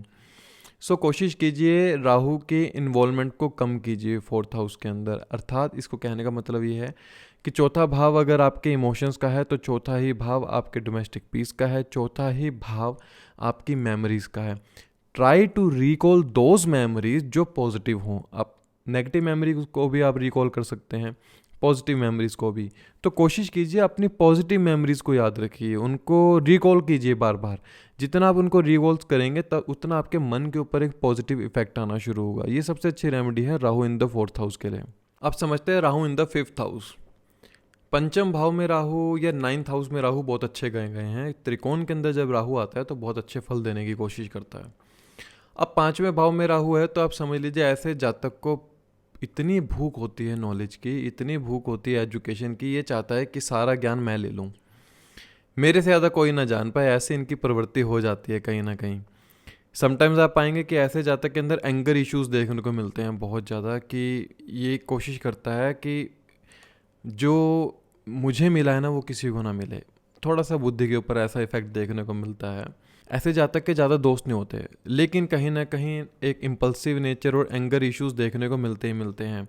दे are very good in the dancing, singing, किसी भी प्रकार का म्यूज़िक को बजाना इनको बहुत अच्छे से आता है। ऐसा नहीं है कि राहु पंचम भाव के अंदर ये कला नहीं देता, ये आर्ट नहीं देता, देता है। 5वां भाव आपकी बुद्धि का है, 5वां भाव आपके दिल को भी दिखाता है कहीं ना कहीं। आप पाएंगे कि 5वें भाव में जब राहु जैसा प्लैनेट बैठ जाता है तो ऐसे इंसान की बुद्धि बहुत ज़्यादा शार्प होती है, वो बहुत जल्दी कुछ भी कैलकुलेट कर लेता है, ये बहुत जल्दी ग्रैब कर लेता है। ऐसा जातक जितनी अच्छी एजुकेशन डिजिटली ले सकता है ना, उतना ज़्यादा वो किताबों को पढ़ कर नहीं ले सकता। दो आप पाएंगे एजुकेशन के अंदर एक बार ऑब्स्टेकल्स आना या एक बार एजुकेशन रुक के फिर इन्होंने उसको शुरू किया हो, ऐसा हुआ होगा। या स्कूल कॉलेजेस में इनको एजुकेशन के रिलेटेड जगह बहुत बार बदलनी पड़ी होगी, कि मतलब एक स्टेट में रहकर अपनी स्कूलिंग ना की हो, दूसरी जगह में रहकर स्कूलिंग की हो। ये चीज़ें देखने को मिली होंगी। बहुत जल्दी में डिसीज़न ले लेते हैं, बाद में उसको रिग्रेट करते हैं कि मैंने ये डिसीज़न क्यों लिया। ये अपनी पहली संतान के साथ ना बहुत ज़्यादा अटैच होते हैं। अर्थात पंचम भाव में राहु है ना, तो ऐसा इंसान अपनी संतान से इतना ज़्यादा अटैच होता है, पहली संतान से, कि वो उसको लेके ना डरने लग जाता है। वो ओवर पोसेसिव हो जाता है उसके लिए, वो उसको बांधने लग जाता है कहीं ना कहीं, क्योंकि वो उसे डर सताता है कि इसको कुछ हो ना जाए। मतलब ओवरली अटैच्ड हो जाता है अपने पहली संतान के प्रति। दे have a strong desire for the fame and for the recognition, कि ये चाहते हैं मेरा नाम धाम हो। यहाँ पंचम भाव में राहु है ना, तो ऐसा जातक अपनी कलाओं के चलते चाहता है कि मेरा नाम धाम हो। ऐसा जातक जिस भी एजुकेशन के अंदर होगा, जो भी चीज़ को वो पढ़ रहा होगा, वो चाहता है कि मेरे अलावा किसी और को ये ज्ञान ना मिले। अर्थात ऐसे जातक समटाइम्स क्या हो गए, सेल्फ सेंटर्ड रहते हैं, लेकिन ये कोशिश करते हैं कि मेरे से कोई आगे भी ना निकले, ऐसा स्वभाव हो जाता है। लॉटरी, स्पेकुलेटिव मार्केट, बैटिंग, इन जैसी चीज़ों से ये बहुत अच्छी वेल्थ बना लिया करते हैं। पंचम भाव मंत्र साधना का भी है। अगर जुपिटर ट्राइन में आ जाए तो ऐसा जातक बहुत अच्छी मंत्र साधना कर सकता है। या लगन में हो, 9th हाउस में हो, पंचम भाव के अंदर ही हो, तो ऐसा जातक बहुत अच्छी मंत्र साधना में हो सकता है। अर्थात इनका स्पिरिचुअलिज्म की तरफ इंक्लिनेशन बहुत अच्छा होता है। और मंत्र साधना ही राहु की सबसे अच्छी रेमेडी है। जितना आप मंत्र की परिक्रमा करते रहोगे मन के अंदर, बुद्धि के अंदर, उतना यहाँ पर राहु आपका पॉजिटिव होता चला जाएगा। पंचम भाव में राहु है तो आप पाएंगे आपको हेडेक रिलेटेड प्रॉब्लम हो सकती है, स्टमक एक हो सकता है, आपको गैस रिलेटेड प्रॉब्लम हो सकती है। ये सब चीज़ें पंचम भाव राहु में आपको 100% देखने को मिलेंगी ही मिलेंगी। आपकी एजुकेशन के अंदर ऑब्स्टेकल्स देखने को मिलेंगे, क्योंकि पंचम भाव आपके एजुकेशन का भी है, पंचम भाव प्रेम संबंध का भी है। तो राहु यहाँ पर ना एक रिलेशनशिप नहीं देता, बहुत रिलेशनशिप देता है। और यहाँ पर पंचम भाव राहु की एक खास बात यह है कि आपका सच्चा प्रेम जिससे होगा वो शायद आपको ना मिल पाए। अगर मिल जाए तो बाद में उससे अलगाव हो जाएगा, ये जरूर देखने को मिलेगा आपको। और अगर मरकरी ट्राइन में हो तो ऐसे जातक के अंदर बहुत अच्छी एक क्वालिटी होती है मिमिक्री करने की, कि ये अलग अलग प्रकार की आवाज़ें निकाल लेता है या किसी को भी बहुत जल्दी से कॉपी कर लेता है। मतलब अडेप्टेबिलिटी बहुत ज़्यादा अच्छी हो जाती है। ये दिखाता है कि ऐसे जातक के लाइफ के अंदर जो इवेंट्स होंगे ना, वो सडन होंगे, एकदम से होंगे, सडन डाउनफॉल, सडन अपलिफ्टमेंट, ये सब चीज़ें इनको देखने को मिलेंगी। They are very good in the mantra chanting, ये बात आप याद रखिएगा, ये बहुत अच्छी रेमेडी रहती है। अर्थात ये प्रभु भक्ति की तरफ ना इनका एक ऐसा झुकाव होता है कि इनके झुकाव जैसा झुकाव शायद किसी के पास हो। मतलब अगर बस जुपिटर ट्राइन में होना चाहिए। अर्थात ये भगवान के प्रति ना इतना भक्ति दिखाते हैं कि सामने वाले इंसान को लगेगा इनसे बड़ा भक्त कोई नहीं है शायद। और ये एक्चुअली में होते भी हैं, ऐसा कि नहीं कि दिखाते हैं, वो एक्चुअली में होता भी है। पंचम भाव है ना आपके पूर्व जन्मों का है, पाप पुण्य कर्मों का सब लेखा जोखा इसके अंदर है। तो ये दिखाता है कि आपका जो जन्म हुआ है ना, कुछ इस समय पढ़ने के लिए हुआ है, क्योंकि पंचम भाव एजुकेशन का है। तो इसलिए ना ऐसे जातक को जो भूख होती है ना, वो एजुकेशन की होती है, वो भूख होती है फेम रिकॉग्निशन की होती है। ऐसे जातक की एनिमल्स के प्रति एक अलग सा झुकाव रहता है, क्योंकि राहु जो है कहीं ना कहीं हमारे हमारे क्लासिकल टेक्स्ट में ये दिखाया गया है, राहु को शनिवत राहु कहा गया है। तो डॉग्स, कैट्स, ये सब राहु के अधीन आते हैं मान लीजिए। तो ऐसे जातक की नेचुरल इंक्लिनेशन होती है कि वो इनका भला कर सके। हो सकता है ये लोग बहुत अच्छे चैरिटी उसमें जाते हों, NGOs में जाते हों, चैरिटी करते हों एनिमल्स के लिए, कि जहाँ पर डॉग शेल्टर हो, एनिमल शेल्टर हो, वहाँ पर जाके चैरिटी करते हों या रेस्क्यू करते हों। They love to feed them, इनको अच्छा लगता है उनको फीड कराना। पंचम भाव में राहु सबसे अच्छा उन लोगों के लिए सबसे अच्छा है जो मंत्र साधना करते हैं। मंत्र साधना आपके लिए ऐसा है जैसे सांस लेना है। जब तक मंत्र साधना शुरू रखोगे तब तक ये राहु आपको नेगेटिव रिजल्ट नहीं देगा। अन्यथा क्या करेगा, ये आपके अंदर ना एक द्वेष पैदा करना शुरू कर देगा। आप सबसे पहले अपने बारे सोचोगे, फिर बाद में दुनिया का सोचोगे। इसलिए पंचम भाव आपके समाज कल्याण के लिए भी आपको बनाता है कि आप जब मंत्र साधना की तरफ जुड़ना शुरू करते हैं तो आपका एक पॉजिटिव ऑरा बनना शुरू होता है, जिसके चलते समाज आपकी तरफ एक अट्रैक्ट होना शुरू होता है। अब बात करते हैं राहु जब छठे भाव के अंदर हो। छठे भाव के अंदर राहु एक त्रिषणाया भाव है, तो ये एक शत्रुहंता योग का उत्पन्न करता है कि यहाँ पर जातक अपने शत्रुओं को बहुत आराम से हरा देता है। मतलब ऐसे जातक से जो शत्रुता लेगा ना, वो स्वयं अपने पतन का कारण बनता है। They are very routine oriented. Although अगर ये राहु अच्छा है तो ये बहुत अच्छे रूटीन में रहने वाले होंगे। अगर राहु यहाँ पर नेगेटिव इफेक्ट दे रहा है यहाँ पर, तो आप कभी अपने रूटीन में नहीं रह पाएंगे। आपके लिए रूटीन बनाना ही सबसे मुश्किल कार्य होगा। सबसे बड़ा इनके लिए राहु छठे भाव में ये रहता है, सबसे ज़्यादा कर्ज देता है। ऐसे जातक की सबसे बड़ी प्रॉब्लम ये रहती है कि वो चाहता है कि मैं कर्ज फ्री जीवन जीऊँ, या मुझे जॉब मिल जाए, जॉब अच्छी मिले। जॉब के अंदर प्रॉब्लम देखने को मिलेंगी, क्योंकि राहु को तो आपको कहीं ना कहीं से पीड़ा देनी है, तो वो कोई ना कोई भाव पकड़ के रखेगा। हेल्थ बहुत अच्छी देगा। क्यों? क्योंकि राहु यहाँ पर आपके इम्यून सिस्टम को इतना स्ट्रांग बनाता है कि आप किसी भी डिसीज़ से बहुत जल्दी रिकवर कर जाते हो। छोटा मोटा बुखार कभी इतना परेशान करता नहीं है। यहाँ पर राहु ना आपके स्टेटस को हार्म करने की कोशिश करता है कि अगर मान लीजिए आप जॉब में हैं तो वहाँ पर आपके खिलाफ ही बहुत से षड्यंत्र ऐसे रचे जाएंगे जो आपके स्टेटस को ख़राब कर सकते हो, लेकिन इन द एंड ओवरऑल आप वहाँ से पॉजिटिवली निकल के आ जाते हो। जो लोग कॉम्पिटिटिव जैसी फील्ड में हो, लाइक प्रॉब्लम सॉल्वर हो, like they are in the field of government, आप कह सकते हैं, जो लोग अगर सूर्य कुंडली में अच्छा है तो आप पाएंगे कि ये ना कॉम्पिटिटिव एग्ज़ाम की तरफ चले जाते हैं और वहाँ से बहुत अच्छी ग्रोथ ले लेते हैं। लेकिन छठे भाव राहु की एक दिखाता है, ये आदतों को भी दिखाता है कि ऐसे जातक को हो सकता है अल्कोहल या स्मोकिंग की बहुत बुरी आदत हो, या किसी न किसी एडिक्शन में ज़रूर रहते हैं, जिस एडिक्शन को छोड़ना तो चाहते हैं लेकिन वो छूट नहीं पाता है। ये दिखाता है रिलेशनशिप के अंदर प्रॉब्लम जरूर दिखाता है, क्योंकि सप्तम से 12वें में जब छठे भाव के अंदर राहु आ जाए तो एक से ज़्यादा रिलेशन को दिखाता ही दिखाता है। एंड इट ऑल्सो शोज़ कि अगर यहाँ पे मार्स अगर वीक हो जाए, मान लीजिए मंगल किसी का कुंडली में 0 डिग्री का है या 6 डिग्री से कम का है और राहु छठे भाव में है, तो आप पाएंगे वैसे नहीं लड़ेंगे किसी से। जिस दिन इन्होंने अल्कोहल पी ली उस दिन इनको शेर के सामने भी खड़ा कर दो, ये शेर से भी लड़ लेंगे, क्योंकि फिर यहाँ पर जो मंगल है ना उसको राहु का साथ मिल जाता है। इसलिए राहु कहीं ना कहीं अल्कोहल के कारक माने गए हैं। जब ये लोग अल्कोहल पी लेते हैं तो इनका ना अंदर का जो मंगल है वो बाहर निकल के आता है। इट ऑल्सो शोज़ कि ऐसे जातकों को कोर्ट रिलेटेड इश्यूज देखने को मिले हों, लिटिगेशन रिलेटेड इश्यूज देखने को मिले हों, जिसको ये कोर्ट के बाहर सेटल आउट कर लें वही ज़्यादा अच्छा रहता है। छठा भाव है ना, तो इन षड रिपुओं से आप कहीं ना कहीं घिरे रहेंगे, या तो कर्ज से, या नौकरी अच्छे नहीं मिल पाना, आपके रिलेशनशिप के अंदर प्रॉब्लम आना, कोर्ट केस हो जाना। लेकिन इन सबसे अच्छी एक रेमेडी ये है कि सेवा भाव, छठे भाव में राहु है ना, तो आपके नेचर में होना चाहिए कि आप दूसरे लोगों के काम आ सकें। जितना आप दूसरे लोगों के काम आएंगे उतना ये राहु आपको बहुत अच्छे रिजल्ट देगा। श्री राम जी की कुंडली में अभी तक खैर जो हमने देखा है, श्री राम जी की कुंडली में छठे भाव में राहु है, वो भी धनु राशि के अंदर, अर्थात जो श्री राम जी का शत्रु था वो भी कहीं ना कहीं परम ज्ञानी था, जो कि रावण को कहा गया है। अर्थात छठे भाव में राहु हो तो जो आपका शत्रु भी होगा तो वो भी बलवान होगा, लेकिन कहीं ना कहीं जब राहु छठे भाव में बैठा है तो वो आपके शत्रुओं को हरवा भी देगा आपसे। इसलिए जब आपके अंदर इतनी कैपेबिलिटी है कि आप सामने वाले इंसान को बिना कुछ किए हरा सकते हैं, तो क्यों दूसरे इंसान के प्रति नेगेटिव सोचना या उसके बारे गलत सोचना। छठे भाव में राहु है ना, तो ये इंट्यूशन पावर बहुत ज़्यादा स्ट्रॉन्ग देता है। ऐसे जहाँ तक भांप लेते हैं सामने वाला इंसान क्या कर रहा है, क्या करना चाह रहा है। कोशिश कीजिए उस इंट्यूशन पावर को समझते हुए भी सामने वाले इंसान का कभी गलत मत सोचिए, अन्यथा ये आपका ही गलत हो जाएगा।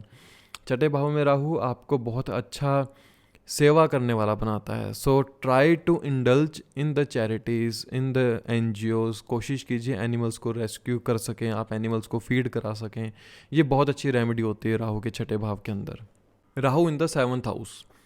अब देखिए सप्तम भाव में जब राहु आता है तो सबसे पहले ना ये आप ये समझिए कि केतु लगन में है और 7वें भाव में राहु है। आप एक्चुअली केतु ड्रिवन है और सामने वाले लोग आपको राहु की तरह समझते हैं। सोशली ज़्यादा इतना हो नहीं पाते मिक्सअप, इनका ये नेचर होता है, ये थोड़े सेल्फ सेंटर्ड रहने वाले होते हैं। लेकिन ये राहु सप्तम भाव के अंदर ना रिलेशनशिप के अंदर डिस्प्यूट्स पैदा करता है, रिलेशनशिप के अंदर मिसअंडरस्टैंडिंग करता है पैदा।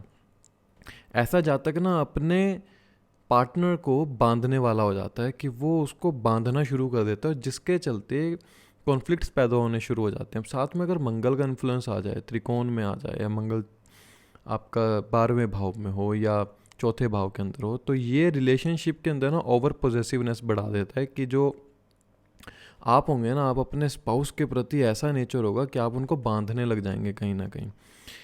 और ये दिखाता है कि आप ना बिज़नेस के प्रति बहुत ज़्यादा एक आपका इंक्लिनेशन रहेगा कि ऐसा जातक बिज़नेस के प्रति बहुत ज़्यादा ग्रसित रहता है कि वो बिज़नेस करने की हमेशा सोचता है।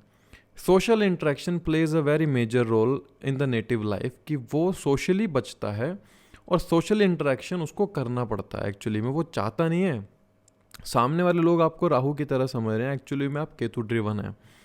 तो 7th हाउस में राहु जातक को ऐसा बनाता है कि उसको सोशलाइज होना पड़ता है ना चाहते हुए भी। इट ऑल्सो शोज़ कि ऐसे जातक की जो नेचर होगी ना, वो थोड़ी सी अनकन्वेंशनल एंड अनयूजुअल रिलेशनशिप के प्रति होगी, कि वो ऐसे रिलेशनशिप स्थापित कर लेगा जो ज़रूरी नहीं है लेकिन फिर भी वो स्थापित कर लेता है। वो एक कहीं ना कहीं राहु के इल्यूज़न में आ जाता है कि जहाँ पर वो समझ नहीं पाता कि ये रिश्ता मेरे लिए ठीक है या गलत है। यहाँ पर ना जहाँ तक कि हो सकता है कि जो स्पाउस भी हो, may be from the different caste, from the different state and different countries, हो सकता है कि मतलब जो स्पाउस होगा ना वो आपका ऐसा होगा कि जिससे आप शायद ना पहले कभी मिले हों, हो सकता है स्ट्रेंजरली आप मिले हों, उसके बाद बातचीत आगे बढ़ी हो। एंड इट ऑल्सो शोज़ कि वो जो होंगे किसी डिफरेंट कास्ट के होंगे, रिलीजन भी हो सकता है किसी और डिफरेंट रिलीजन से हो। इट ऑल्सो शोज़ कि जातक के जो स्पाउस होंगे ना उनको हेल्थ रिलेटेड इश्यूज़ देखने को मिल सकते हैं, हेडेक रिलेटेड प्रॉब्लम इश्यूज़ देखने को मिल सकते हैं। इनके जो स्पाउस को या इनके पार्टनर को जो आदत रहती है वो सजने संवरने की होती है। वो चाहते हैं कि इनके स्पाउस जो हैं कि सामने वाले लोग मेरी तरफ बड़ी जल्दी अट्रैक्ट हों, और ये बात इनको कहीं ना कहीं थोड़ा सा कभी कभी ऐसे खटक जाया करती है। अगर मान लीजिए जुपिटर सप्तम भाव के अंदर हो या जुपिटर तीसरे भाव में हो, लगन में हो या 11वें में हो, तो ये दिखाता है कि ना ऐसा जातक हो सकता है बहुत लोगों को ऐसा फ्री में एडवाइस देने वाला हो जो ना चाहते हुए भी एडवाइस दे देता है। सामने वाले लोग बहुत बार कहते हो कि हमें आपके एडवाइस की जरूरत नहीं है, बट ये सप्तम भाव में राहु वाला है, जब जुपिटर का इन्फ्लुएंस इनके ऊपर आ जाता है तो ये फ्री में भी सबको एडवाइस देने वाले हो जाते हैं। Actually they are very good financial advisor. इन ऐसे जातकों के अंदर ना बहुत अच्छी नेगोशिएशन स्किल्स होती हैं।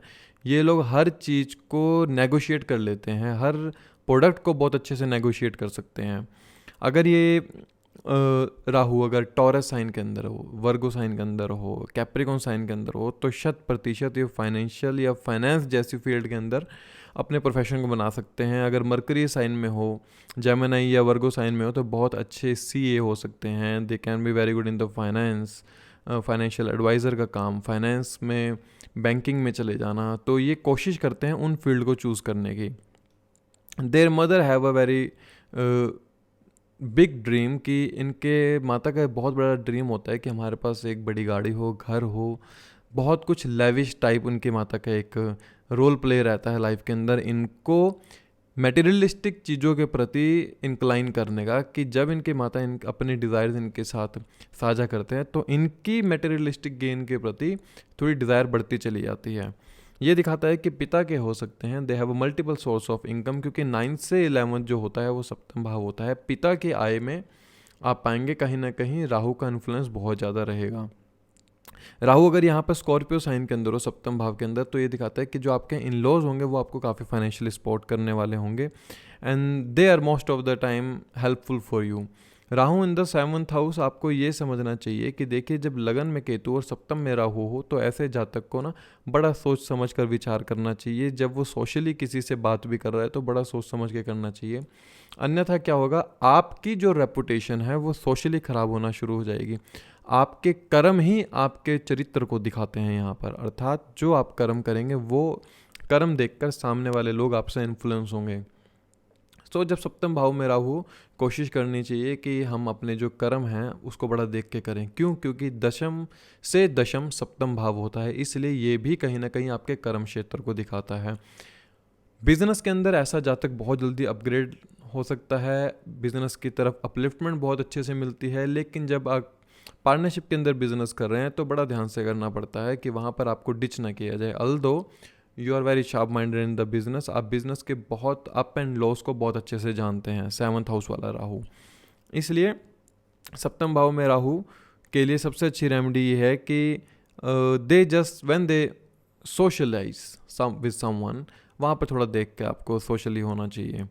अब बात करते हैं जब राहु अष्टम भाव में हो। 8th हाउस में जब राहु आता है तो ये इमंस वेल्थ देता है through the inheritance, through the other people investment. अष्टम भाव में जो राहु ना बहुत अच्छा होता है, वैसे तब तक अच्छा होता है जब तक आप अपनी वाणी से कुछ गलत ना बोले, क्योंकि अगर अष्टम में राहु है तो दूसरे भाव में केतु होगा, ये याद रखिएगा कि वहाँ पर आपका वाणी का बहुत बड़ा रोल प्ले होता है। यहाँ पर राहु आपको इंजीनियरिंग लाइन जैसी में बहुत अच्छी आपकी आप पाएंगे, आपको इंजीनियरिंग लाइन के अंदर बहुत अच्छे से अपलिफ्टमेंट मिले अगर मंगल का एस्पेक्ट आ जाए ऐसे राहु के ऊपर। And the native has very high contact from the foreign land, like जब ये ट्रैवल करेगा, मान लो जातक जब ट्रैवल करता है अब्रॉड की तरफ ट्रैवल करेगा तो इसके जो कॉन्टैक्ट होंगे ना वो बढ़ते चले जाते हैं। मतलब मोस्ट ऑफ द टाइम ऐसे जातक के यहाँ से ज़्यादा दोस्त या संबंधी इसके उस अलग स्टेट के अंदर ज़्यादा होंगे जहाँ पर ये कभी गया भी ना हो शायद। 8th हाउस राहु आपको ना कोशिश करता है ऐसा पैसा कमाने की कि जातक का मन करता है कि शॉर्टकट के जरिए पैसा कमा सके, through the lottery, through the investment, through the stock market, मतलब सामने वाला इंसान इनके ऊपर इन्वेस्ट कर दे, ये चाहते हैं बस। लेकिन अष्टम भाव का राहु बहुत अच्छी एक चीज़ देता है, रिसर्च। ये बहुत अच्छे रिसर्च में हो सकते हैं, चाहे किसी भी फील्ड में हो वहाँ पर ये बहुत अच्छी रिसर्च कर सकते हैं। लेकिन क्या पाएंगे यहाँ पे, जब 8वें भाव में राहु है और दूसरे भाव में केतु है, तो आइज़ इनकी ना ट्विचिंग करती होगी बार बार, पलक का झपकना बार बार। ये दिखाता है कि how much you have a intuition power. अगर दूसरे भाव में केतु हो तो ऐसे जातक को बहुत अच्छी इंट्यूशन पावर मिलती है। अष्टम भाव में राहु जातक को कोशिश करता है, रिसर्च जैसी फील्ड में जाने की कोशिश करता है, उसकी ना डिटेक्टिव जैसी एक नेचर हो जाती है, वो बात की खाल को भी निकाल लाता है। मतलब एक एग्जाम्पल है बाल की खाल निकालना। तो ये लोग वो होते हैं कि जो छोटी छोटी बात को भी पकड़ लेते हैं, उनको जल्दी से छोड़ते नहीं हैं। डिटेक्टिव नेचर होती है, तो इस नेचर का यूज़ करना चाहिए अपनी फील्ड के अंदर कि वहाँ पर आप अच्छे से रिसर्च कर सकें। इनके ज़्यादातर पिता बहुत अच्छे फाइनेंशियल सपोर्टिव होते हैं, क्योंकि वो इनको फाइनेंशियली बहुत अच्छे सपोर्ट करते हैं। They always try to know the other people's secret also, कि मैं सामने वाले इंसान का सीक्रेट जान सकूँ, चाहे बाय हुक और बाय क्रुक। ऐसे जातक के ना लाइफ के अंदर सडन इवेंट होते हैं, एक्सीडेंट जैसी आम बात होती है इन लोगों के लिए, अगर मंगल का एस्पेक्ट आ रहा है इसके ऊपर। और लाइफ के अंदर जो भी घटित होगा एकदम से घटित होगा, आपने कभी उसके लिए प्लान नहीं किया होगा, एकदम से घटित होगा। एंड वो जो घटित होगा ना, वो डिपेंड करता है आपके लगन लॉर्ड के ऊपर कि लगन लॉर्ड का संबंध इस राहु से कैसा है। The native has a intense desire in the sexual activities, क्योंकि अष्टम भाव हमारी सेक्शुअल एक्टिविटीज़ को भी दिखाता है। इनकी जो इन चीज़ों के प्रति थिंकिंग होती है वो आउट ऑफ द बॉक्स होती है, वो हम नहीं सोच सकते जैसे ये सोच सकते हैं।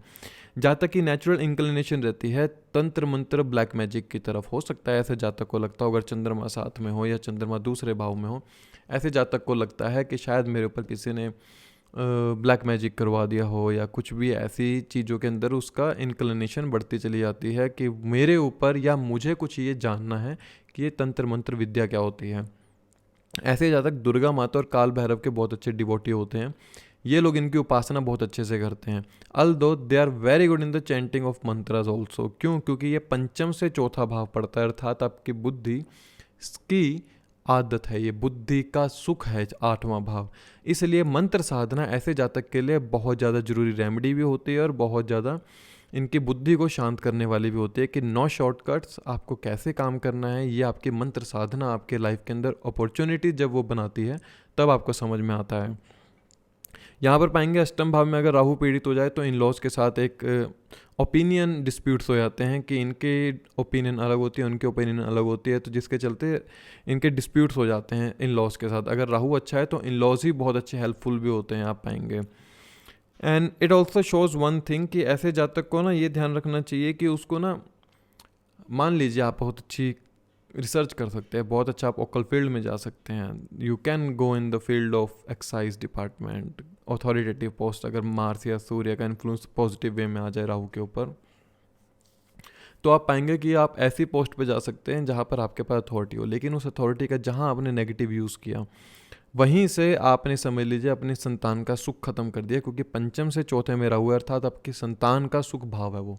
इसलिए अष्टम भाव किया हुआ, अगर आपने सामने वाले इंसान का पैसा खाया है और उसको नहीं दिया है, तो आप अपने लिए नहीं, अपने बच्चों के लिए कहीं ना कहीं गलत कर्म जोड़ रहे हो, जो कि उनको बाद में भुगतना पड़ेगा।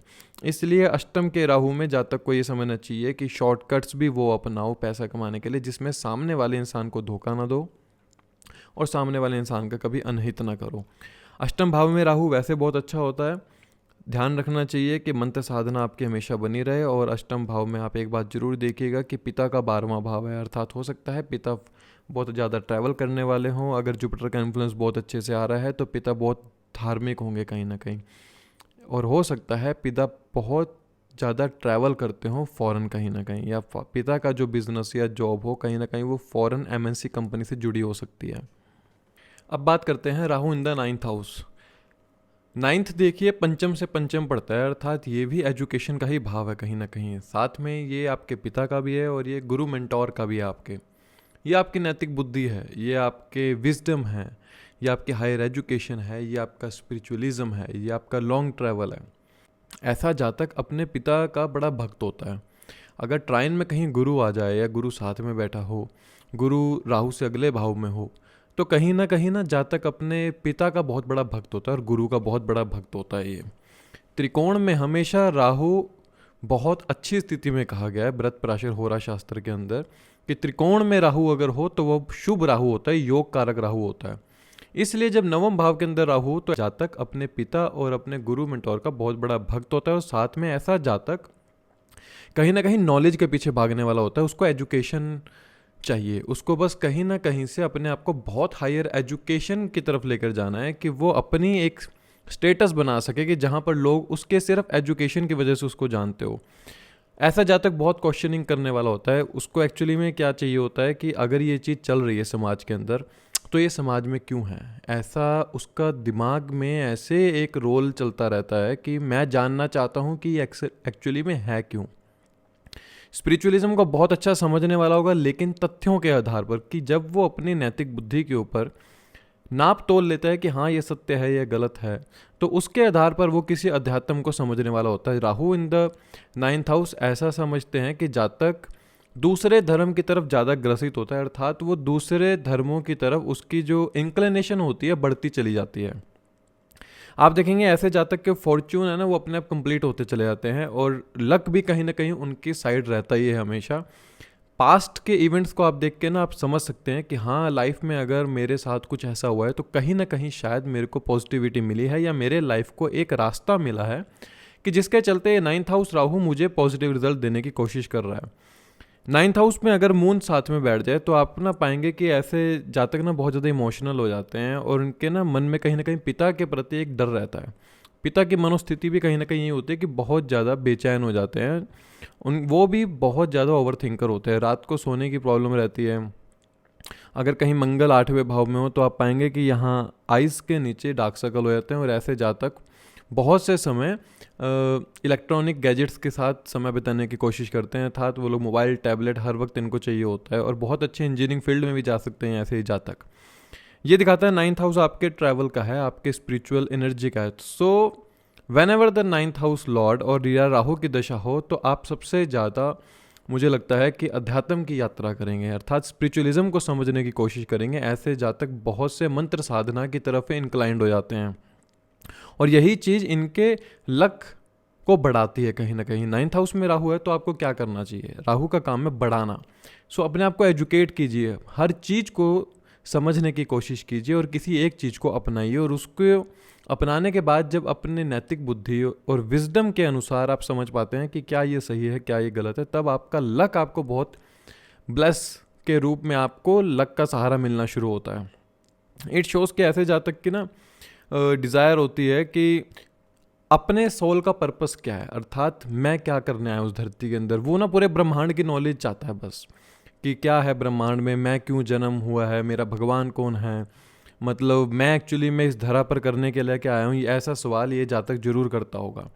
दे are very good teacher, very good professor and very good PhD holder. जो अलग अलग प्रकार के आपको PhD होल्डर मिलेंगे वो कम से कम 9th हाउस राहु में अगर जुपिटर आ जाए साथ में, या ट्रांजिट का जुपिटर हो या फिर ट्राइन में जुपिटर हो, तो उस समय में ये लोग अपने मोस्ट ऑफ द टाइम आप पाएंगे इन्होंने PhD की होगी या कहीं ना कहीं इनको प्रोफेसर के रूप में जॉब मिली होगी।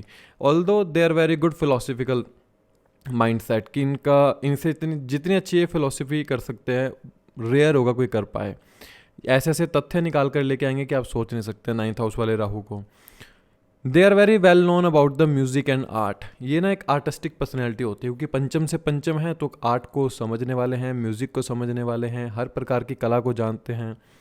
और ये हो सकता है कि अपनी इस कला का ये यूज़ कहीं ना कहीं एज अ सर्विस के रूप में यूज़ करें, अर्थात मैं किसी कला को जानता हूँ, मान लो मैं पैसे नहीं दे सकता किसी को चैरिटी के रूप में, तो मैं अपनी सर्विस को एज अ चैरिटी के रूप में यूज़ करूँगा, अर्थात मैं अपनी कला को चैरिटी के रूप में यूज़ कर सकता हूँ। ये भी 9th हाउस वाला राहु ही करता है। जातक के अपने मॉरल एथिक्स सम टाइम क्या होते हैं उसके विशेष के अंदर हनन पैदा करते हैं और इमोशंस के अंदर। मान लीजिए 9th हाउस में जैसे आपके राहु है और जुपिटर मान लीजिए इसके ट्राइन में आ गया, तो आप क्या पाएंगे, ऐसे जातक के मॉरल एथिक इतने हाई लेवल के होंगे कि वो अपनी विशेस को कंप्लीट नहीं कर पाएगा, क्योंकि उसका विजडम कहेगा कि ये विश को पूरा करना गलत है, और उसका इच्छा कहेगी कि ये विश मुझे पूरा करनी है। राहु वहाँ पे जोर मार रहा है कि इच्छा पूरी करनी है, और वहाँ पे गुरु ट्राइन से देख रहा है, गुरु साथ में है कि नहीं, ये इन तथ्यों के आधार पर सही नहीं है। तो ऐसा जातक कहीं ना कहीं अपने मॉरल एथिक्स की वजह से उसकी विशेस को या अपने इमोशंस को उसको बहुत ज़्यादा सेक्रीफाइस करना पड़ता है। अर्थात ऐसा जातक ना सेक्रीफाइस करने वाला होता है, वो अपने हक का चीज़ को छोड़ने वाला होता है ऐसा जातक, और फिर अंदर ही अंदर कुड़ता रहता है बहुत समय तक। इट ऑल्सो शोज़ कि ऐसा जातक अपने पिता से भी डरेगा, अपने गुरु मेंटोर से भी डरेगा, लेकिन सबसे ज़्यादा उनकी रिस्पेक्ट करने वाला भी होगा। ये है 9th हाउस राहु। अब बात करते हैं Rahu in the 10th house. देखिए, राहु जब दशम भाव में होता है बड़ा योग कारक होता है। आप पाएंगे Rahu in the 10th house इंसान को ना बहुत अच्छी प्रोफेशनल अपलिफ्टमेंट देता है, और ये जातक को रिकॉग्निशन भी देता है अपलिफ्टमेंट के साथ साथ, कि वो जिस भी कार्य क्षेत्र में होगा उस कार्य क्षेत्र में उसका नाम धाम जरूर होगा ही होगा। ऐसा जातक हो सकता है मीडिया सेक्टर में चला जाए, इंडस्ट्री लगा ले अपनी, जैसे हम केमिकल रिलेटेड इंडस्ट्री हो कोई, वो अपना उसका सेटअप कर ले बिजनेस के रूप में। ये जातक नौकरी से भी ज़्यादा अच्छा बिजनेस को प्रेफर करते हैं। Although they can also work under the government, अगर कुंडली में सूर्य अच्छा हो या 6th हाउस का लॉर्ड अच्छा हो तो ये गवर्नमेंट सेक्टर में भी काम कर सकते हैं, लेकिन फिर भी जो इनकी प्रेफरेंस रहती है वो बिजनेस करने की ही रहती है। फॉरेन लैंड से बहुत अच्छे से प्रॉफिट बना लेते हैं, वहाँ से अपना वेल्थ बहुत अच्छी जनरेट कर लेते हैं, एंड वो कह सकते हैं हम कि इनके प्रोफेशन एरिया में फॉरेनर्स का आना, या फिर कह सकते हैं other state of the people's, इनके साथ इनका प्रोफेशन में एक लिंकेज रहता ही रहता है। बड़े एम्बिशियस होते हैं ये लोग, मतलब इनके अपने काम को लेके बहुत ज़्यादा एम्बिशियस होते हैं। They are like a work oriented person, अपने कार्य क्षेत्र को नहीं छोड़ सकते, बाकी सब कुछ छोड़ सकते हैं। लेकिन जैसे हम कहते हैं शनिवत राहु, तो यहाँ पर आपको प्रोफेशन को स्टेबल होने में थोड़ा सा डिले होता ही होता है। राहु भी कहीं ना कहीं शनि के रूप में ही कार्य करने की कोशिश करता है, सो दिखाता है delays in the profession also. It also shows some obstacles will be seen in the profession when the Rahu दशा और अंतर दशा विल कम। ऐसा होता ज़रूर है, क्योंकि एक बारी राहु आपको झटका जरूर देता है आपके प्रोफेशन में। ऐसा हो सकता है आपको बहुत हाइट पे ले जाए और गिरा दे, ऐसा हो सकता है कि पहले डाउन ले जाए और फिर बाद में ऊपर लेके जाए। ऐसा जातक बाय हुक और by crook they just need a upliftment in their profession. दशम भाव देखिए हमारे ना कर्म क्षेत्र है, तो ये दिखाता है कि ऐसे जातक को हैबिट्स हो सकती हैं अल्कोहल की, स्मोकिंग की। अगर जुपिटर ट्राइन में नहीं है तो ये चीज़ होगी ही होगी कि इनको बहुत कम उम्र में स्मोकिंग की आदत लग जाए, ऐसा देखने को मिलता ज़रूर है। राहु अगर शुक्र अगर दशम भाव में हो, मान लीजिए कंजंक्शन में हो, तो जो जातक की नेचर होगी ना थोड़ी फ्लर्टिशियस होगी, और जो उसके गोल्स भी होंगे वो ज़्यादातर गोल्स इसी रूप में होंगे कि they just need to gain in the materialistic way. वो सिर्फ मटेरियलिस्टिक गेन्स अपनी लाइफ के अंदर जाते हैं, उनको नहीं फ़र्क पड़ता कि क्या जीवन में हो रहा है। सो ऐसा जातक हो सकता है कि ऐसे कोर्सेज को भी ले कि जहाँ पर खुद को मोटिवेट किया जाता हो, या फिर आप पाएंगे जैसे सोशल नेटवर्किंग का काम होता है आजकल, लाइन वाइज चलता है 1 से 3, 3 से 4 ऐसे। तो ये लोग उस प्रोफेशन को भी चूज़ कर लेते हैं, या फिर ये उन लोगों की काम की कहीं ना कहीं क्लासेस लिया करते हैं। Although they just need to uplift their profession through the consultancy. ये खुद की काउंसलिंग करवाते हैं ये एक्चुअली, कि मुझे काम में बढ़ोतरी मिले, इसलिए अलग अलग कोर्सेज को बाय भी कर लेते हैं जहाँ से काउंसलिंग ले सकें। इट ऑल्सो शोज़ कि ऐसा जातक या तो फॉरेन लैंड से जुड़कर काम कर सकता है, MNC कंपनी में काम कर सकता है। उन कंपनियों में काम करने से राहु के यहाँ पे रिजल्ट इनको कहीं ना कहीं पॉजिटिव ही मिलते हैं। At in the young age, बहुत छोटी उम्र में बहुत कुछ करने वाले होते हैं, जल्दी पैसा कमाने का शौक होता है, इसलिए थोड़ा बहुत कभी कभी ये शॉर्टकट भी देख लिया करते हैं। They just need to become rich at very young age. दशम भाव का राहु न सिर्फ एक चीज़ आपको देता है, रेस्टलेस एंड अनसेटिस्फाइड। आप हमेशा अनसेटिस्फाइड रहेंगे, चाहे अपने प्रोफेशन से हो, चाहे अपने कार्य क्षेत्र से हो, चाहे अपनी आदतों से हो। यहाँ पर राहु आपको अनरेस्ट कर रखेगा ही रखेगा। आपके ऊपर वर्कलोड इतना रहता है क्योंकि आप you are moreover the ambitious personality. उस विशेस को, उस डिज़ायर को पूरा करने के लिए आप बहुत ज़्यादा मेहनत करते हैं, और sometimes you feel so much unrest. It also shows कि ऐसे जातक के अंदर ना लीडरशिप क्वालिटी होती है, मतलब ये सोसाइटी में एक लीडर के रूप में काम करेगा। सो हम ऐसा कह सकते हैं कि they can also indulge in the political और they can become a politician if the Rahu dasha will come. So 10th house Rahu में इंसान की पर्सनैलिटी बड़ा मैटर करती है कि आप सामने वाले इंसान को क्या दिखा रहे हैं, आप सामने वाले इंसान के मन पर कितनी छाप छोड़ पा रहे हो. जैसे शुरू में बताया था शाहरुख खान के 10th भाव में राहु है, आपने देखा होगा. राहु के समय में ही दूसरे लोगों के दिलों पर इन्होंने राज किया, क्योंकि सप्तम से चौथा होता है, अर्थात सामने वाले इंसान का मन है ये. सो राहु की क्वालिटी यहाँ पर इतनी स्ट्रांग हो जाती है कि आप सामने वाले इंसान के मन के ऊपर छाप छोड़ने वाले होते हैं और सामने वाले लोग बहुत जल्दी आपकी तरफ अट्रैक्ट भी हो जाया करते हैं. ये बहुत जल्दी फ्रस्ट्रेट हो जाते हैं जब इनके कोई ऑर्डर को नहीं मानता है. So try to calm someone is don't follow your order, so try to calm your anger at that time. ज़रूरी नहीं हर समय गुस्सा करना ही ज़रूरी हो, या अपने स्वभाव को चिड़चिड़ापन बना लेना वो ज़रूरी नहीं होता. अब बात करते हैं Rahu in the 11th house. देखिए 11वां भाव ना त्रिशिड़ाया भाव है, और त्रिशिड़ाया भाव में भी क्षितिज है ये, और इच्छा त्रिकोण का भी क्षितिज है 3 7 11 का. तो ये दिखाता है कि ऐसा जातक बहुत ज़्यादा एम्बिशियस होता है, they just need to complete their wishes. लेकिन बृहद पराशर होरा शास्त्र में 11th हाउस को कोई ज़्यादा अच्छा नहीं कहा गया है फॉर द स्पिरिचुअलिस्टिक वे में, क्योंकि एक इच्छा खत्म होगी तो दूसरी इच्छा जन्म लेगी, तीसरी इच्छा जन्म लेगी. आप इच्छा पूर्ति के पीछे ही भागते रहेंगे, अर्थात मृग तृष्णा की तरह जैसे हिरन रेगिस्तान में भागता रहता है, अंततः वो अपने मृत्यु की तरफ चल पड़ता है भागते भागते. तो ऐसे इंसान का हाल हो जाता है 11th हाउस राहु में, कि वो अपनी इच्छाओं के पीछे भागने वाला होता है. वो नहीं देखता कि क्या मेरे जीवन में घटित हो रहा है, वो नहीं देखता पास्ट प्रेजेंट फ्यूचर में क्या होगा, लेकिन बस उसे इच्छा पूरी करनी है. सो 11th हाउस राहु में जातक को ना बहुत ज़्यादा प्रॉब्लम्स भी आती हैं रिलेशनशिप के अंदर. ऐसे जातक की मे भी डिज़ायर हो सकती है कि they want to do love marriage, and आप पाएंगे शायद लव मैरिज हो भी जाए, लेकिन हो सकता है इनके जो पार्टनर होंगे they have lots of relationship before the marriage, and also after the marriage you will be scene कि बहुत से रिलेशनशिप आपको उनके देखने को मिलेंगे. These people can make lots of source for the money, for accumulating the wealth. अलग अलग प्रकार के सोर्स बना लेते हैं पैसा कमाने के लिए. सोशली ये लोग बहुत अच्छे होते हैं, and their social circle will be depend on their wealth also. आपका सोशल सर्कल कैसा होगा नहीं आपकी वेल्थ के ऊपर डिपेंड करेगा.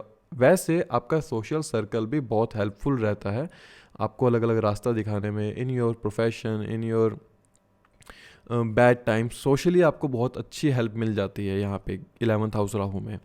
कि ऐसा जातक किसी को प्रेम करना चाहता है, लेकिन बड़ा ही कहते हैं ना डीप डिज़ायर लव होता है ना, वो इंसान चाहता है करना, और ये इसी के पीछे भागता भी रहता है कि मैं किसी को अपनी प्रेम द्वारा अपनी भावनाओं को समझा सकूँ 11th हाउस जब राहु हो. एंड इट शोज़ कि ये लोग ना अगर हम स्पिरिचुअल टेक्स्ट में समझें इसको कि ऐसा जातक सिर्फ विशेष को पूरा करने के लिए होता है, तो क्या ये इंसान धर्म को नहीं समझने वाला होगा? हो सकता है, क्योंकि ये 9th से 11th है. स्पिरिचुअलिज्म से 3rd हाउस जो है वो 11th होता है. ऐसा ही जातक बहुत अच्छा चैरिटी भी करने वाला होगा, बहुत अच्छा स्पिरिचुअलिज्म के कार्य में भी होगा अगर जुपिटर का एस्पेक्ट आ जाए, जुपिटर राहु के साथ बैठा हो. तो ये लोग धर्म को समझने वाले होंगे और अपने एफर्ट्स द्वारा धर्म को समझाने वाले भी जरूर होंगे. और इनके पिता का बहुत इंपॉर्टेंट रोल प्ले होता है अगर जुपिटर राहु को एस्पेक्ट दे दे. ये दिखाता है कि these people are very good in the business. ये इवेंट का वर्क कर सकते हैं, इवेंट मैनेजमेंट का काम कर सकते हैं. अपने गोल्स को पाने के बाद ऐसा होता है कि sometime they become arrogant and थोड़ा सा ईगोस्टिक पर्सनैलिटी हो जाती है. ऐसा होता है 11th हाउस राहु में कि जब आपने कुछ पा लिया है तो आप सामने वाले को कुछ समझते नहीं हैं, तो थोड़ा सा यहाँ पर इनको ना अपना ईगो कम करना पड़ेगा. अन्यथा क्या होगा, राहु यहाँ पर नेगेटिवली ट्रेड करना शुरू करेगा. क्यों? क्योंकि ये सामने वाले इंसान की बुद्धि है. सप्तम से 11वां भाव 5वां होता है. उनकी बुद्धि में आपका क्या ट्रेट है, आपका क्या एट्रीब्यूट है, आपका क्या करेक्टरिस्टिक है, वो आपके कर्म क्षेत्र से, और कह सकते हैं हम कि वो आपके कर्म ही बताएंगे उनको कि आप कैसे सामने वाले इंसान से बात करते हैं. इसलिए पोलाइटनेस होना बहुत ज़्यादा ज़रूरी है 11th हाउस राहु में. 11th हाउस राहु है तो आप ये बात जरूर कह सकते हैं कि they can also earn from the foreign through the foreign settlement. अगर इनकम में प्रॉब्लम आ रही है, वेल्थ में प्रॉब्लम आ रही है, तो फॉरेन सेटल हो जाओ या अपनी एक स्टेट से दूसरी स्टेट में चले जाओ. इस स्टेट में कुछ नहीं होगा क्योंकि ये 4थे से 8वां पड़ता है भाव 11th हाउस, अर्थात your home land, your mother land आपको वहाँ से छोड़ के जाना पड़ेगा for accumulating the wealth, for the job, for the profession. अन्यथा वो 11th हाउस राहु आपको पीड़ा देता रहेगा उसी घर में, उसी जगह पर, उसी देश काल पात्र में, कि वहाँ पर आपको ग्रोथ नहीं मिल पाएगी। इसलिए आपको अपना ये देश काल पात्र सब कुछ छोड़कर जाना पड़ता है। यही सबसे अच्छी रेमेडी भी है राहु की, और यही सबसे अच्छा अलाइन करना भी है राहु को, कि you just need to leave that place where you born. अब बात करते हैं 12th हाउस राहु के बारे में। देखिए 12वां भाव में राहु है, so the native will be crave for the foreign settlement and for the foreign. 12वें भाव में राहु आ गया ना, राहु का खुद का काम भी फॉरेन का ही दिखाया गया है एट्रीब्यूट्स, और जो 12th हाउस है उसका भी कारक तो फॉरेन को ही दिखाता है। तो ऐसा जातक बाहर जाने को ललाहित रहता है कि मुझे बाहर जाना है, मुझे बाहर जाके अपना काम सेट करना है। And they just expense the money like water. ये पैसे को इस तरह बहाते हैं, they have too much expenses on their luxury desires. ये अपनी उन इच्छाओं को पूरा करने के लिए पैसे को खर्च करते रहते हैं।